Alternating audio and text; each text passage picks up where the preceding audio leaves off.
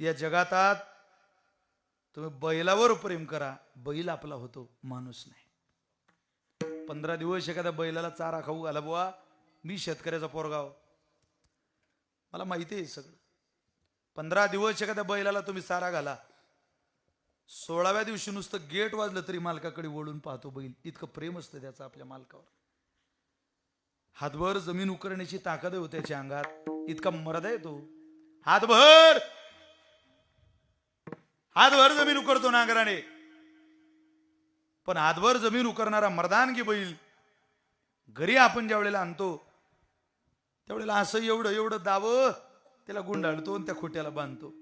अरे हातभर जमीन उकरणाऱ्या बैलाच्या अंगात खोटा बाहेर काढायची ताकद नाही, पण केवळ तुमच्या माझ्यावर त्याचं इतकं नैतिक प्रेम आहे की आपल्या घरच्या खाल्लेल्या अन्नाला इतका जागतो.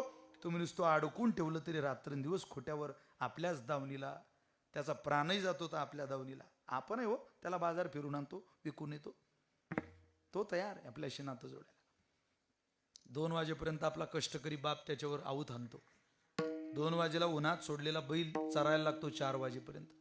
बैलगाडीला पाठ टेकवलेला शेतकरी 4ला आवाज देतो बैलाला. 4ला चल रे बाबा.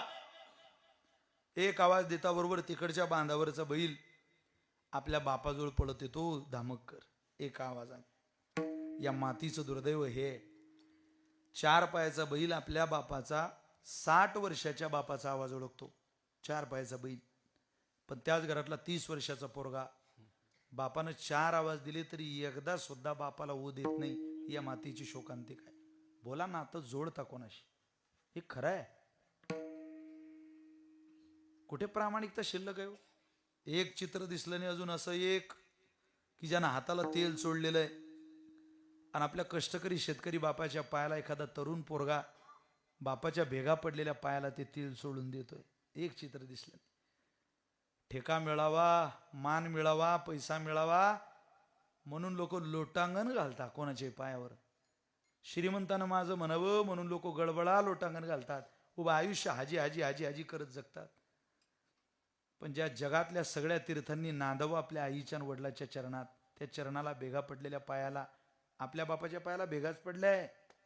एकदा बाप झोपलेला असताना आपल्या बापाचे पाय पा, कष्टकरी शेतकरी बापाच्या पायाला भेगाच पडलेला आहे. इतका राबलाय तो आपल्याकरता. 22.5 फुटाचं अंतर पार करून गेलेल्या रोहित शर्मा करता टाळी वाजवण्याचा स्वधर्म आपण जोपासतो, वाजवली पाहिजे.